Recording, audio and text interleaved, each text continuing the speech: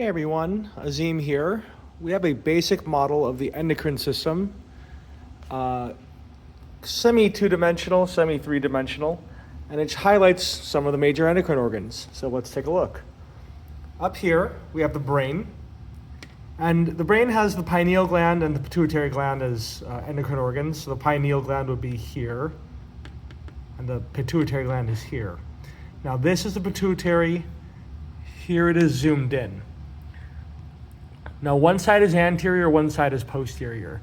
We know this is anterior because we can see all the individual cells because it's true endocrine tissue.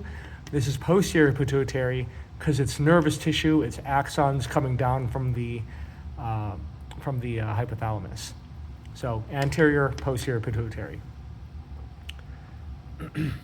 Here is larynx, trachea, and the thyroid gland.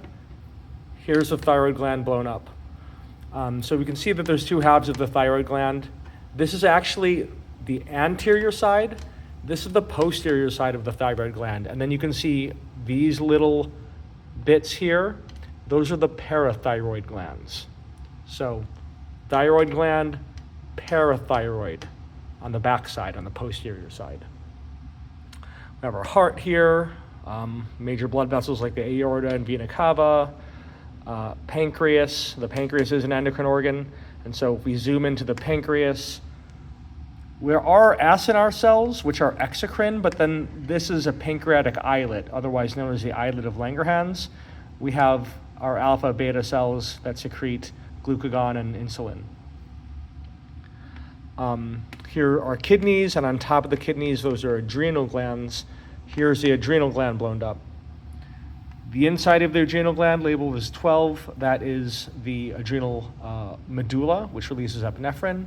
And then you have the adrenal cortex, which kind of shows those different zonas, but you got zona reticularis, fasciculata, and glomerulosa on the outside, and then the capsule of the adrenal gland.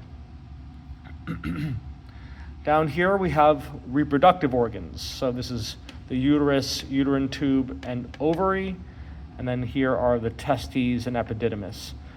First, the ovary on either side, zoomed in over here. And within the ovary, we can see different follicles of different sizes. This looks like a follicle that has already ruptured and ovulated. But if you look really closely, you can see an oocyte and granulosa cells and theca cells for each follicle. Then over here, we have the testes, again, zoomed in from this one, blown up. You can see the different tubules in here. Now, this doesn't show the highlighting of the seminiferous tubules versus Leydig cells, but at least we can see that there are tubules within the testes and then the epididymis that follows.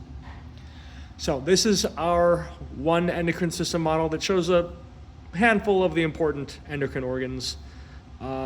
Thanks for watching. Please let me know if you have any questions.